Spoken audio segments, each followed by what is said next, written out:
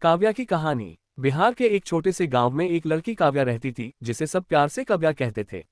मिट्टी की सौंधी खुशबू, कच्ची पगडंडियां और दूर दूर तक फैले खेत, यही उसकी दुनिया थी।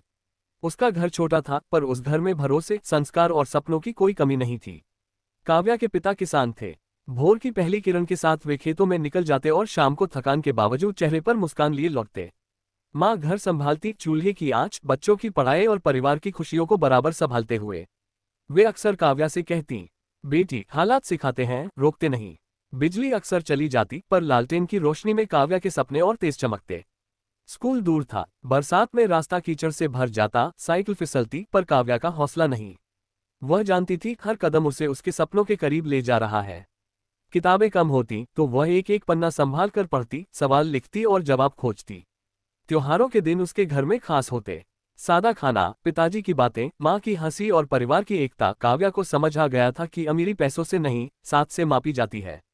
जब कभी लोग कहते लड़कियों के सपने सीमित होते हैं, तब पिता का हाथ उसके सिर पर होता। मेरी बेटी के सपनों की कोई सीमा नहीं। समय के साथ चुनौतियां बढ़ी, पर परिवार का विश्वास उसकी सबसे बड़ी ताकत बना।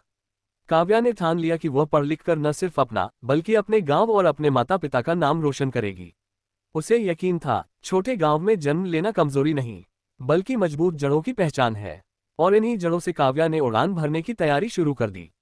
अगर यह कहानी आपके दिल को छू गई हो, तो लाइक, शेयर, कमेंट और चैनल सब्सक्राइब जरूर करें।